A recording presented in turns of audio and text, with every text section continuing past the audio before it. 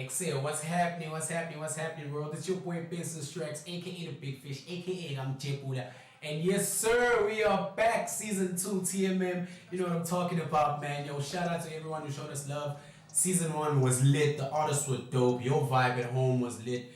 Thank you for the response, guys. But like I said, the show has to go on. So we are back with season 2, more dope artists, and yes, all the requests that you guys have asked for are gonna be met. So guys, before we move on, shout out New Dimension Music for once again holding us down in season 2. And we are working with new brands now. Shout out to Art for the Drip, man. Thank you so much. Gonna be seeing a lot more of these guys, man. And you know where to find us. TMM_ZA, that's Instagram, The Music Mag on Facebook, YouTube The Music Mag, and we will be launching our Twitter page very soon. So guys, let's not waste any more time on the nitty-gritties. Let's get straight to it. So guys, today I bring you another dope artist. You know what I'm saying? Really dope. Beautiful voice, beautiful human being, man. She's been doing the most. She's still gonna be doing the most. I think it's someone that you guys really need to put your eye and your pin on. So guys, let me introduce the beautiful, the soulful, yes sir, I'm talking about MJ Summersx. Let's go. Yes sir. When I pull up to this clip, this women always show me love. When I pull up to this, they all ask where it's at. Yeah, tell them check it out on the map. Guys, like I said, buffet too, I'm bringing you the beautiful MJ Summersx. MJ Summersx, how you doing? I'm good. How are you? I'm good, man. Shout out for coming through. Thank you so much for having me. Yeah. We've been trying to get you on though. Yeah, you've been since when? Probably like a couple of months ago, since the beginning of the year. Yeah, we're trying to get you on, man. Yeah, and we've just been clashing, schedules clashing, and you were also like busy. I get it. Yeah, I know. And like, how crazy is this though? Our very first female on the show, man. Yes, sir. And the first person on season 2. You just break your. It's an honor. It's an honor to actually open for you guys. Yeah, you know, being the first female, being the first person of season 2. You know, yes, sir. You just had to. Yes, sir. In the house. That's what I'm talking about. Guys. But seriously, man, to the other females out there, man, pull up. You know where to find us, man. But yeah, MJ, let's get to you. It's your spotlight, it's your shine, it's your stage, you know.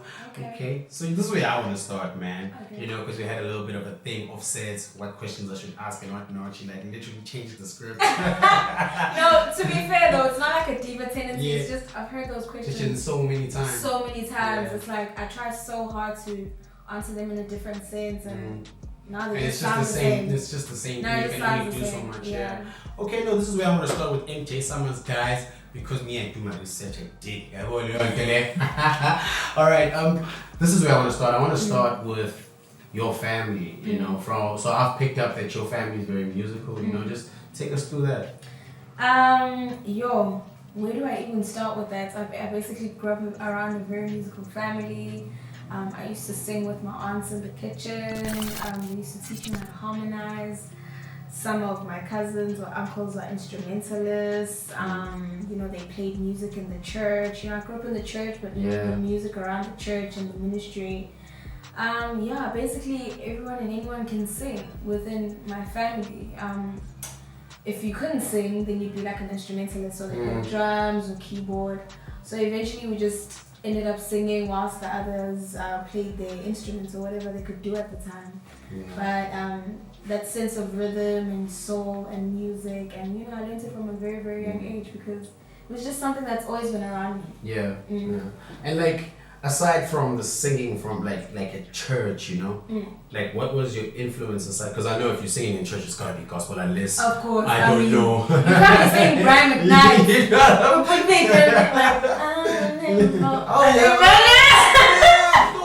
Imagine that church. So what aside from that gospel like vibe, you know, what was your first like encounter with music, with the music genre aside from gospel? My pops had like this. Okay, he still has it. I also have it. Like stacks and stacks of CDs, like a huge CD collection. Yeah. And he'd always like play different music in his like car on the radio. So I picked up a lot of soul music, a lot of R&B, some hip hop too as well. because he's really really into everything. He was So the OG plays hip hop. Yes, the OG. Literally, the OG plays hip hop. So that's where I got like the sense of diversity and educating myself about music, because he listened to everything and that rubbed off on me a lot. Yeah. Like some days he'd play George Benson, and then some days he'd play the Brats. Oh, and then some days he'd play Brandy. Yeah. And then some days he'd play who's this guy? Bruce Hornsby and the Range. Oh, and crazy. it was just such a huge variety, like a bunch of bands and girl groups and boy groups. He's such an avid listener of music that when I was in high school, I think Drake dropped what is it? Nothing Was the Same. Yeah. And he was like, I want to check out this Drake character, and he bought the Nothing Was the Same CD. Oh snap! And he'd pull up at school and the car would be like, I just love when I'm with you. Oh my gosh, like I swear. Yeah. So it really rubbed off on me to the extent where I also decided to have my own collection of CDs. Yeah. So I also had my own. And I learned that just listen to everything, just for the sake of educating yourself And about then music. with such a broad aspect of music, why R&B? You know what I always say? I always say R&B chose me. I think I've heard that. Yeah. see.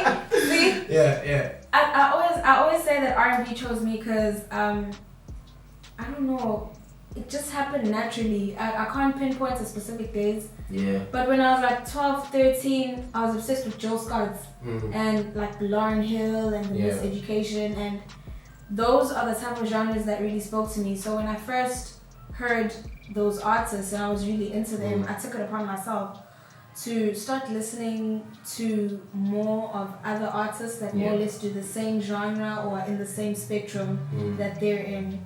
And from that point on, I went on to who's this? From Joe Scott to Erykah Badu to Jasmine Sullivan and then I got to high school.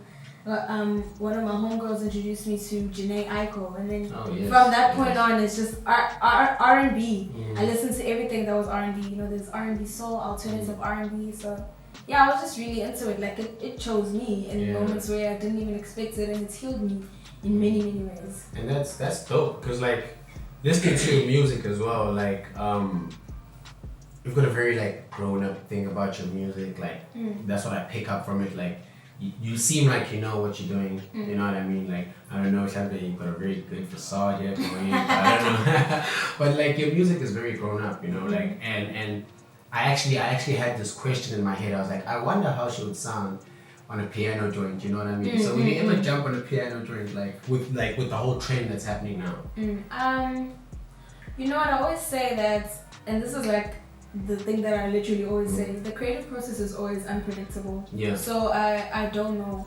Right now I'm doing R&B because R&B makes me happy, and the creating process of me making R&B comes very naturally. And I know that whenever I do make an R&B song, I'm saying something that is of substance. I'm saying something that is of, relatability. I'm starting conversations about, whether or not it should be structured like this or, but I honestly don't know. We'll just have to wait and see, because the creative process is a very unpredictable one. You can never know what you're in the mood for at a specific point in time. No, definitely, because like as well, I get that a lot from like a lot of artists that I work with. Is like, I feel like some guys, it's just because I've been doing the same thing forever, you know what I mean? And then some people, it's like how you're saying, it's just like whatever happens because it's supposed to happen, But I want to get into the most beautiful part about your whole brand, which is your music, man. Thank you so much. Your music, like I said, is amazing, and you record yourself, right? Sometimes I record myself, but then I record with my producer Marcos when he was, still in Durban. For most of the EP, I was just with Narcos, so it was me and Narcos. I'd go to him, he'd come to me. It was very natural. Yeah. So sometimes I record myself, sometimes Narcos would record me. So it would alternate depending on how I felt at that time or how he felt. Okay, that's dope, because, like, bro, the crazy thing is like, the more I listen to music, the more I want to ask questions. Like I told you, Offset, you Ask got away. fans, man. You got fans. So I want to go. And I I want to go. appreciate that, by the way. you know, I'm very grateful. No, your music is really beautiful. But I want to go into like something I feel like everybody here wants to know about. And she was like, please don't ask me about this. I want to go into the EP Fungani. Okay. Right. No problem. That EP. Man, like I say, I feel like the one thing I pick up the most is that it comes from the heart. It's very grown up. Tell us about that process, you know, with you, Knuckles, and your writing and whatever. Yeah. Well, I think I should just start with the name of it. So the name of the EP is Fungani, and I named the EP after my late aunt. Okay. Her name was Fungani. And I just wanted to keep her name alive and keep like a certain memory of her and honor her in a great way. She was really also like into soul music and R&B. Like when I was younger, she put me on to like Boyz II Men and Backstreets and Blackstreets and you know like quite a number of boy groups and girl groups. And she was also like quite a soulful character, very like her aura was just amazing. So that's what I wanted to achieve in the EP, and thankfully enough, some people actually get that vibe. They get I suppose the maturity of it, like you were saying, the maturity of it, the way the songs are written, the way you know, like the way the 90s R&B element is also in it, the way the really, really soulful element is also into it. So, yeah, the process of it came naturally because it came from me trying to achieve that vibe and emote as much as possible. Yeah. Even though I wasn't necessarily relating to all of them, but the goal was to tell stories. Because, like, when I go into your music, I know that you worked with Rhea Black, right? She's such a dope artist. Rhea Black, we need you on the show. Pull up. Thank you so much. She's so amazing. She's actually like my mentor. Yeah. So like whenever I want to talk about something that's music related or even something that's personal, I like your Rhea. And she's like always available. Like I can call her at any time. Yeah. So yeah, she's just such an amazing soul. We're yet to work together. You know, I think she's like one of the greatest in Durban. Yeah, like so. Yeah. I've heard I've been listening to the music game. I've been involved in the music game, and I kept on hearing the name Rhea Black, you know. But back then, like myself, I was just like into my own hip hop thing. I was like, whoever that Rhea Black is, you know. So I was like, whoever that Rhea Black is. And then as my music grew and the people I know in the music kind of became more and more, I started like hearing a bit of her music, and the music is really dope. It's like, dope. Like she's got this undeniable swag. Yeah, you can't miss it. She's just cool. Yeah, you know, like she's just cool. It's crazy because like I say, like back then when I was younger, it was just like whatever, you know. Yeah. And I feel like she's been carrying the flag for female artists in Durban. For a long time. She's what I think she's one of the young OGs, like you know what I'm saying? Like it's really. Yeah, because I also know that Asante has got a song with Asante Dream Team and her. That's fire, man. Fire. Yes, love it. Fire. So aside from Rhea Black, who do you mess with in the Durban game, female wise? Give me five. Yo, 5. Give me 5. You know, like the thing is, I probably know, but now that you're actually putting me on the spot, it's on like the spots. Okay, I already said Rhea. There's this girl named Nomi. She also did a song with Rhea. It's called Inaugural. I really love that song. There's this girl called Ellie Stone. I don't know her personally. I know Ellie Stone personally. I don't know her personally, but I really, really love her music. She's dope. I think she's really amazing. There's also a girl called is it Jody or Jordy? But yeah, it's Jojo Jord, something like that. Because I saw her on Instagram. Yo, who else? One more. It's quite a number, hey? One more. I'm finna go with myself because I fuck with me. Oh, damn. You know, I like that. I fuck with myself. I've worked hard to, reach the sense of confidence and, just love myself as a human being. So I think I'm working hard as an artist. I'll give myself props. That's dope. So now, aside from Fungani, being such a great tape, your singles being so dope. Like, what as a fan do I sit back and say I'm expecting from MJ Summers? Definitely more music. I think in the coming this year, one thing's for sure. There's one thing that I'm sure of is that I want to release more music. I want to do more performances. I don't know. There could also potentially be a show that I might do like for myself, because you know sometimes like people invite you to events. I just want to do my own show, something that suits me, like my own. Like a listening session type of. You know what I'm saying. So I don't know. I might release a project. I might release a single. I might release visual ideas or visual content. So we'll see. But there'll definitely be more music. That I can guarantee, because I want to release more music again this year. Yeah, you should, man. She should release more music, right? I know you people at home are like, yes, she should. But yeah, bro, like, and like, I feel like now with the way the game is going, because like we got a lot of slack from like the guys behind the cameras last season because we only had males on the show. Oh, okay. We only had males. It's the patriarchy for me. It's not even. I'm joking. It's not even that. Nah, man, I'm just playing. So I'm just playing. We got a lot of slack about that, you know. And I wanna, as a female, the very first female we have on TMM, which is an honor, guys. I'm really grateful. Thank you so much. Shout out to you, man, for saying yes. You know, I want to know from you, like, females are coming into their own, and I feel like it's wrong to say they're coming into their own. I feel like females, they've been there, you know. You know what I'm saying? Like females have been there. They've been an inspiration for many people. Like I remember when I was like younger, and I think I was in primary or maybe like beginning of high school. Yeah. And I think that was like the first time I heard I Am the G. I was like, how old was I? I was probably like in grade 9, and she was playing on the radio, and it was her song Out of Control. And you know, like on the radio when you hear like a really nice song, you sing it along, you know, and you don't even know who it is. Yeah. And then they're like, I Am the G. I'm like, I Am that. That's South African. Yeah. And then like that's like something that really pushed me. Like, okay, I can actually do R&B in this country. You know what I'm saying? So with that said, then, like, what do you think?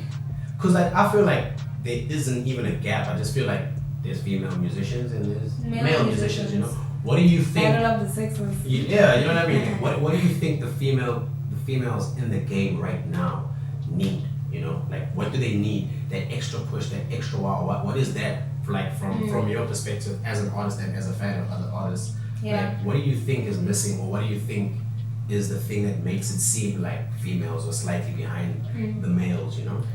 I definitely think it's more platforms and opportunities. I mean, I really like today. I really appreciate the initiative that you've made.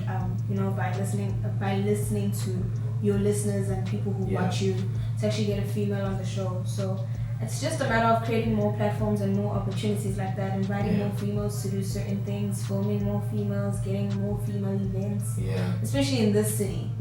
Just events that are strictly female or female dominant.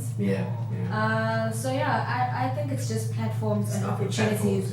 Because with that platform and that opportunity, you can, you know, take it away or take it even further. So I think if we start from there, then everything else will fall into place. Yeah, and like, I hope you guys behind the cameras get it, right? The next TMM event, just females, Yeah, just females. Definitely. I'm for it. I'm definitely. Yeah, because like as well, like with ourselves, like as TMM, you know, like we all about building the culture, whether gender, transgender, female, you know, as long as you are doing you, man, you know, like and like for me, like in conversation most of the time, I always get like other artists saying, yo man, thank you for the platform, you know, and I think we will definitely take that into consideration. That the next time we do an event, it will be a situation where we kind of bring females on, you know. Yeah, it could even be a good idea to do it in August. Because that's Don't jack. Patenting that. Copyright. Patent that. Yeah, you know. But MJ, man, it's really been nice, like sitting here with you. You know. Thank you so much. I wish this interview could go on. Like, there's this. It's not a cheetah now, so we can push this for an hour. Yeah? For like an hour, and I can talk. Okay. But like, before we go, man, like, seriously, I want to know now, like, okay, I never met MJ. I'm asking, I don't want to be TMM. Yeah. Where do I find her? Where do I find her? You guys can find me on my social medias. On Instagram, I'm MJ.Summersx. On Twitter, I'm MJ_Summersx. Yeah, just Instagram and Twitter. And then if you want to listen to my music, you can find it on all digital platforms besides Jukes. So you can find it on Apple Music, Spotify, Tidal, YouTube, you know, the works. Yeah, and MJ, man, like I said once again, it's been lit sitting down with you. Thanks so Such much. an awesome soul, man. Oh Awesome man, soul. you guys are so sweet. Keep doing it. It was nice meeting you guys too. Hi cameraman. Hey. But man, keep doing what you're doing. Keep giving us like what you've been giving us, man. Your music is amazing. Thank you. We only wish you the best. You know, we only wish you the best. We know you're gonna have success. We can see, we can tell, we can I feel claim it. it. I receive it. Yeah, just receive it. You know. But once again, beautiful. Thank you so much for coming through, man. Thank you so much. And yes, we will have you at the next event. We will. MJ Summers on the poster. Check it out. So guys, yes sir, that was MJ Summers, guys. Go check her music out. She's already told you where you can find her. Guys, there is nothing more beautiful than beautiful music, guys. So beautiful people. You know what it is, your boy MJ. But before I go, I've got a big surprise for you guys. So, we told you that we were going to have stuff happening. We told you people at the events, you know, people know now of the adverts and whatever that there's going to be a new segment, right? So, MJ, you know what's happening in this new segment, right? This new segment is going to be popping. It's going to be popping. So, guys, every Friday, 6 o'clock, it's going to be popping. We are having the TMM official Top 10 Chart, guys. Woo. You know what I'm saying? So, guys, all musicians, send us your stuff, videos, you know, send us all of that, man. It's going to be lit. Every Friday, 6 p.m., you're going to be getting the top 10 hottest joints in the country. So, musicians, fans, get ready. It's about to get lit. It's about to get lit. Maybe MJ is on the chart. Who knows? Who knows? Check it out on Friday. Check it out on Friday. Except, people, once again, episode 1 in the bag, season 2. Thank you so much for hanging out with us. It's your boy MJ, MJ Summers, and that's it. Sati Shuyem last. Our way. Peace. And love. Yes, sir.